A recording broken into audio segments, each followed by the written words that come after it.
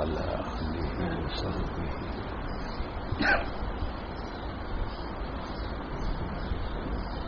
الحمد لله وكفى وسلام على عباده الذين اصطفى.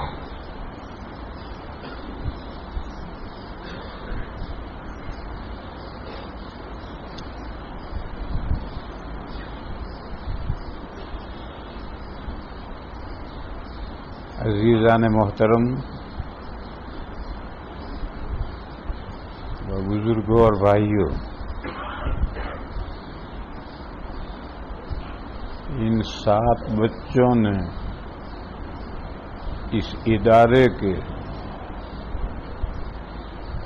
ابھی آپ حضرات کے سامنے قرآن کریم کی تکمیل کی ہے، حفظ مکمل کیا.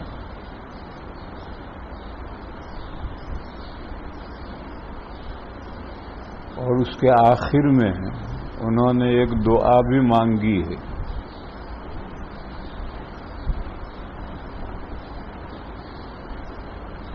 وہ قرآن کے آخر میں لکھ رکھی.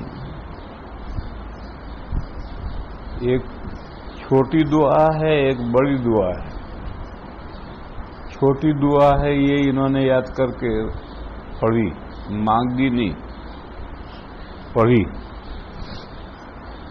اور بڑی دعا جو قرآن کے آخر میں لکھی ہوئی ہے وہ مجھے پسند نہیں، اس میں بناوٹ بہت زیادہ ہے. یہ جو دعا انہوں نے پڑھی یہ بہت شاندار دعا ہے، مگر کاش یہ دعا یہ مانگتے پڑھتے نہیں. انہوں نے یہ دعا پڑھی ہے، مانگی نہیں. مانگی نہیں اس کی کیا دلیل؟ یہ سمجھے ہی نہیں اسے. اور وہ اس جو انہوں نے دعا پڑھی اس پر عمل بھی نہیں کریں گے. تو اس کا مطلب کوئی دعا پڑھی، اگر دعا مانگی ہوتی تو پہلے سمجھے گا تو ہی تو مانگے گا، اور جب مانگے گا تو اس پر عمل بھی کرے گا. مگر اب اس دعا میں ایک خاص جز ہے، وَارْزُقْنَا تِلَاوَتَهُ آنَاءَ اللَّيْلِ وَأَطْرَافَ النَّهَارِ. اے اللہ ہمیں قرآن کریم پڑھنے کی توفیق عطا فرما، تلاوت کرنے کی توفیق عطا فرما، رات کی گھڑیوں میں بھی اور دن کے حصوں میں بھی. دن میں بھی ہم قرآن پڑھیں، رات کی گھڑیوں میں بھی ہم قرآن پڑھیں، اس کی ہمیں توفیق عطا فرما. یہ دعا مانگی ہے. مگر آج کے بعد یہ قرآن شریف کو 7ویں طاق میں اوپر رکھ دیں گے، کبھی اٹھا کر نہیں پڑھیں گے. دور جب تک اساتذہ کرواتے رہیں گے پڑھتے رہیں گے، اس کے بعد نہیں پڑھیں گے، زندگی بھر نہیں پڑھیں گے.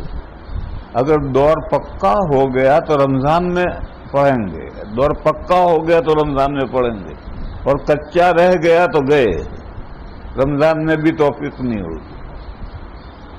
جن کا دور پکا ہو جاتا ہے وہ رمضانی حافظ بن جاتے ہیں. رمضان میں ایک پارہ یاد کر کے نماز میں سنا دیتے ہیں، دوسرے دن بھول جاتے ہیں، اگلا یاد کرتے ہیں. اور جن کا دور کچا رہ گیا وہ تو رمضان میں سنانے کے قابل بھی نہیں رہتے، وہ تو گئے. یہاں ایک سوال پیدا ہوتا ہے کہ جب انہوں نے 2, 3, 4 سال محنت کر کے ڈنڈے کھا کر حفظ کیا اور اتنی بڑی عظیم دولت انہوں نے حاصل کی جس کے برابر اس زمین میں اس دنیا میں کوئی دولت نہیں ہے، اتنی بڑی دولت حاصل کی، تو پھر کیوں اس دولت کی نگاہ بانی حفاظت یہ کیوں نہیں کرتے، کیوں نہیں پڑھتے؟ ایک سوال پیدا ہوتا ہے. جواب یہ ہے کہ انہوں نے اپنے لیے حفظ کیا ہی نہیں، انہوں نے اپنے ابا کے لیے حفظ کیا. اس وقت جو حفظ کلاس میں بچے بیٹھتے ہیں وہ اپنے لیے حفظ نہیں کرتے، ابا کے لیے کرتے ہیں. ابا چاہتے ہیں کہ بیٹا ڈنڈے کھائے حفظ کر لے اور میں آخرت میں تاج پہنوں. ابا کو تاج پہننا، اسے بچے کو حفظ میں بٹھایا کہ ڈنڈے کھا تاکہ مجھے تاج ملے. ڈنڈے کھائے بچہ، تاج پہنے ابا. عجیب و غریب بات. اب بچہ ناسمجھ ہے، باپ تو گھر میں رکنے نہیں دے گا، چلو مدرسے میں چلو. اور بچہ ناسمجھ ہے، استاد سختی کرے گا تو 100 بچے حفظ میں بیٹھے ہیں تو 90 بچے حفظ پورا کر لیں.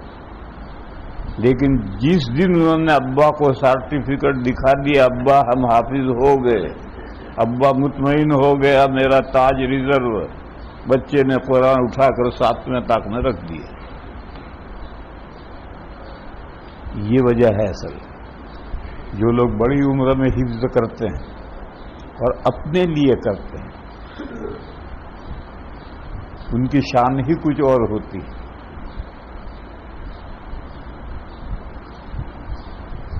پاکستان کا صدر ابھی چند سالوں پہلے شہید کیا گیا، ضیاء الحق رحمۃ اللہ علیہ. اس کے پلین میں حادثہ ہوا تھا یا حادثہ کروایا تھا، اس میں وہ شہید ہو گئے. ان کے سامان میں قرآن شریف تھا.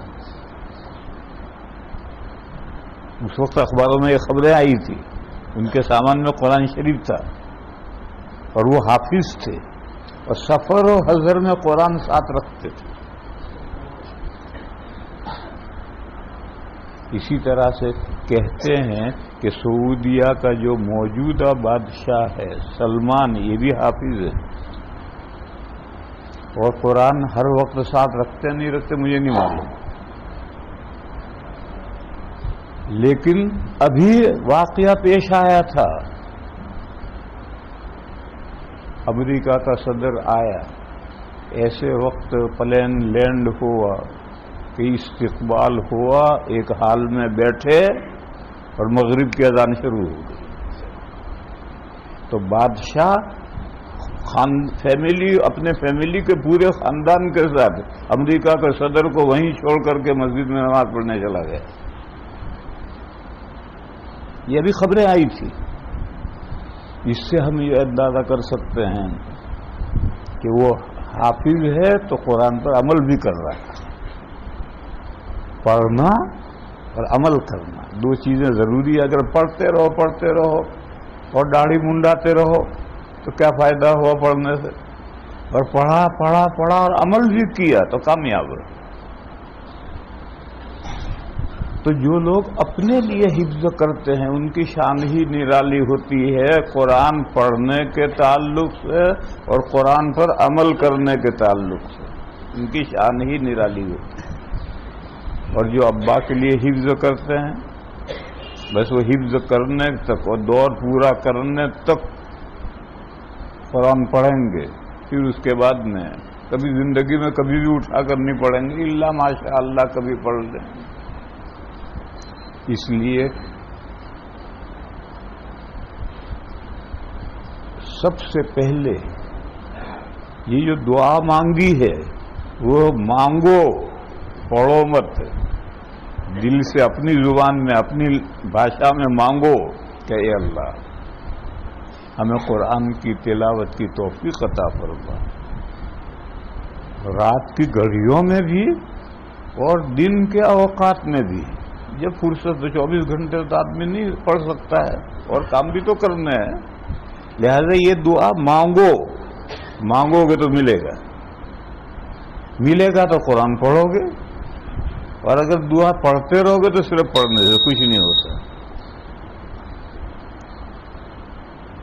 میں جب راندیر مدرس ہو کر آیا تو کسائے واڑ مسجد میں نے کمرہ کرائے پر لیا تھا. میں ادھر جنوبی گجرات میں پہلی مرتبہ آیا تھا. میں شمالی گجرات کا رہنے والا ہوں. تو مدرس ہو کر کے پہلی مرتبہ یہاں آیا. کمرہ میں نے کسائے واڑ مسجد میں لیا. وہاں میں نے دیکھا کسائیوں کی مسجد ہے، وہ اب بھی ہے الحمدللہ. میں نے دیکھا کہ ہر نماز کے بعد میں ہر آدمی ہر نماز سلام پھرتے ہی. تو میں نے نماز میں ایک نئی چیز دیکھی. تو میں نے لوگوں سے پوچھا کہ بھئی یہ نماز میں کیا جز ہے؟ سلام پھرتے ہی ہر آدمی. تو لوگوں نے بتلایا کہ توبہ کرتے کہ اللہ میری توبہ، اللہ میری توبہ، اللہ میری توبہ. میں نے کہی کیسی توبہ ہے؟ دروازے سے نکل کے تو بیڑی جلاتا ہے. یہی نمازی دروازے سے نکل کر فون بیڑی جلاتا ہے، تو کیسی توبہ کی تھی؟ تو ایسی دعا اور توبہ کا کوئی فائدہ نہیں. اگر توبہ ہے، دعا ہے، تو دل سے ہو اور اس دعا پر جو مانگا ہے اس پر عمل کا ارادہ پکا ہو اور آدمی عمل کرے تو دعا کا کوئی فائدہ ہے. بہرحال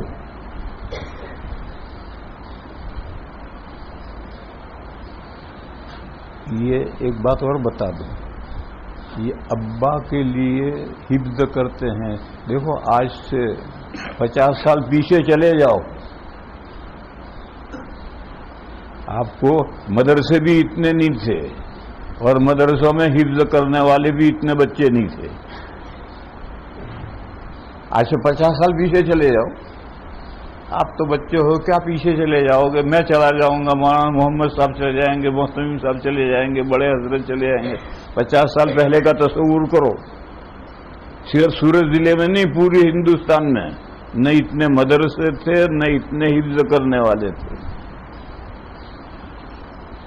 آج جو صورتحال ہے یہ کس چیز کی مرہون منت ہے؟ یہ جو فضل و کرم اللہ کا ہے کہ جگہ جگہ حفظ کلاس کے مدرسے ہیں، بڑے علم تعلیم حاصل کرنے کے مدرسے ہیں، بے شمار بچے حفظ ہو کر رہے ہیں، 5000 سالانہ 5000 مولوی بن رہے ہیں. یہ کس چیز کی برکت ہے؟ یہ تبلیغ جماعت کی برکت ہے. کوئی مانے نہ مانے، اور صرف تبلیغ جماعت کی برکت نہیں ہے، یہ بھی غلطی ہے، ایسا ماننا بھی غلطی ہے.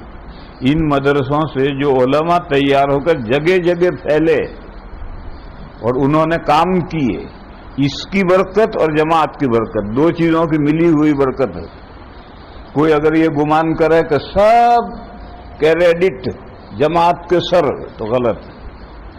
کوئی اگر یہ مانے کہ سارا کریڈٹ علماء کے سر، تو یہ بھی غلط ہے. دونوں محنتوں کا مشترک ثمرہ ہے. یہ جب جماعت نے بڑوں کو دیندار بنایا جماعت میں نکال کر، تو اب باپ جب دیندار بنا، ماں جب دیندار بنے، تو وہ سب سے پہلی فکر اپنی اولاد کی کریں کہ ہم دیندار بنے ہیں، ہم اپنی اولاد کو بھی ایسا بنائیں کہ آگے یہ دیندار رہیں. ایسا بنانے کے لیے یہی دو راستے ہیں، حفظ کراؤ اور مولوی بناؤ. یوں جب بڑے دین پر آئے اور ان کو دین کا فکر لاحق ہوا بڑوں کو، تو انہوں نے اپنے اولاد کے بارے میں سوچا. اور یہ بات صرف جماعت کی نہیں ہے، جماعت تو 6 نمبر ہی بتاتی ہے، آگے کچھ نہیں بتاتی. اور 6 نمبر کر کے مسجد میں لے آئے، دیندار بنا دیا. اب اپنی اولاد پر محنت کرو، یہ علماء بتاتے ہیں.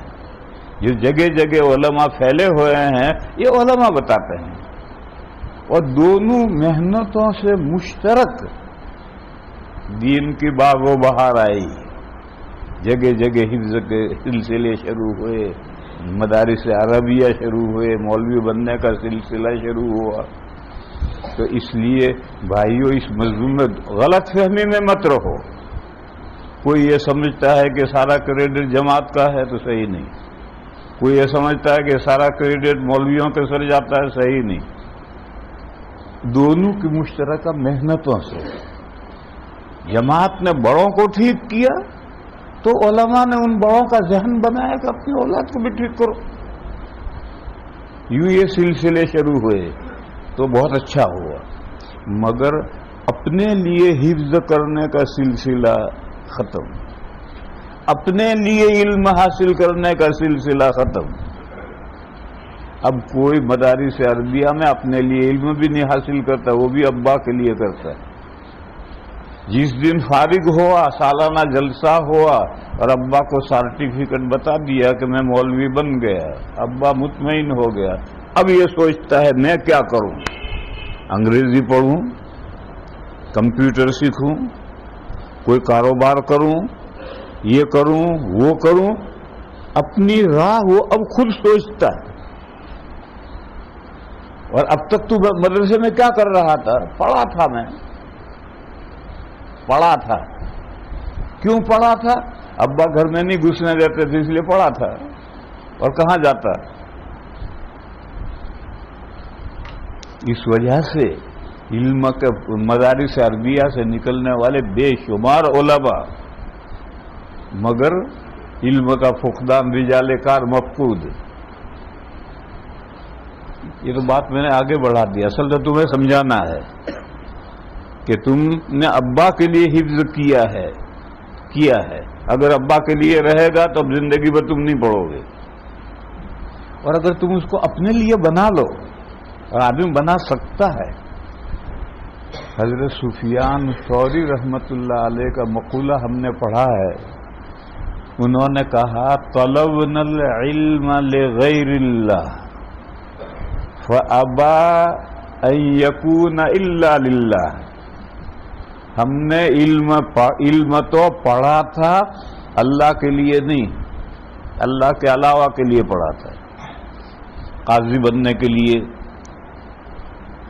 شیخ الاسلام بننے کے لیے، دنیا کمانے کے لیے، معیشت کے لیے، اپنا سر اونچا کرنے کے لیے، دوسرے علماء پر فوقیت جتانے کے لیے، یہ سب مقاصد ہیں، دنیاوی مقاصد ہیں۔ کہا ہم نے پڑھا تو اس لیے تھا، طلبنا العلم لغیر اللہ، مگر جب ہم پڑھ چکے تو علم نے کہا میں تو اللہ کے علاوہ کے لیے نہیں ہوتا، تو ہمیں جک مار کر کے اللہ کے کام میں لگنا پڑا۔ علم روٹ کر بیٹھ گیا کہ مجھے تو نے جو ڈھونڈ کر حاصل کیا ہے، ہم تو غیر اللہ کے لیے نہیں ہوتا، میں تو نہیں ہوتا۔ تو جب وہ علم غیر اللہ کے لیے ہونے کے لیے تیار نہیں ہے تو اب تو جھک مار کر کے دین کے کام میں لگنا ہے۔ مجھے اس قصے میں کیا بتانا ہے کہ راستے میں سے راستہ چینج ہو سکتا ہے، راستے میں سے راستہ بدلا جا سکتا ہے۔ ضروری نہیں ہے کہ آدمی شروع سے صحیح راستے پر چلے، ضروری نہیں ہے۔ رانگ راستے پر جا رہا تھا، کسی نے کہا کہاں جا رہا ہے؟ کہا فلاں جگہ جا رہا ہے۔ ارے فلاں جگہ کا راستہ تو یہ ہے، یہ نہیں ہے، تو وہاں سے فوراً دوسرے راستے پہ پڑے گا، سیدھے راستے پہ پڑھ کر کے راستہ بدل دیا اس نے۔ تو شروع سے صحیح راستے پر پڑھنا ضروری نہیں، راستے میں بھی راستہ بدلا جا سکتا ہے۔ اس لیے میرے عزیزو، اگر اب بھی تم جو دعا تم نے پڑھی اس دعا کو تم دل سے مانگو، اور اس قرآن کے اس دولت کو جو تم نے حاصل کی ہے اس کو اپنے لیے بنا لو، ابا کے لیے نہیں۔ ابا کا فائدہ ابا کو ضرور پہنچے گا، ابا محروم نہیں رہیں گے۔ آپ کے اساتذہ کا فائدہ اساتذہ کو ضرور پہنچے گا، اساتذہ محروم نہیں رہیں گے۔ آپ کے مدرسے کا اور کارکن کا فائدہ ان کو ضرور پہنچے گا، وہ محروم نہیں رہیں گے۔ مدرسے میں تعاون کرنے والے جو مسلمان ہیں ان کو اس کا فائدہ ضرور پہنچے گا، وہ محروم نہیں رہیں گے۔ محروم تم رہو گے، کب محروم رہو گے؟ راستہ نہیں بدلو گے تو۔ اس قرآن کے حفظ کرنے کو اپنے لیے نہیں بناؤ گے تو محروم تم رہو گے۔ لہذا میرے عزیزو، آج لمبی گفتگو کا تو موقع نہیں ہے، وہ اتنا ہی سمجھ لو کہ جو تم نے حفظ کیا ہے ابا کے لیے، مدرسے کے لیے، اساتذہ کے لیے، اس کو اپنے لیے میرے عزیزو بنا لو، اور اس قرآن کو زندگی بھر کا اوڑھنا بچھونا بناؤ، اور اس قرآن کو سمجھنے کے لیے محنت کرو اور پھر اس پر عمل کرو۔ اللہ مجھے بھی توفیق عطا فرمائے، آپ حضرات کو بھی توفیق عطا فرمائے۔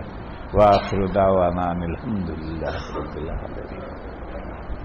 اللہم صل وسلم وبارک علی سیدنا ومولانا محمد وعلی آل سیدنا ومولانا محمد بعدد من صلى وصام۔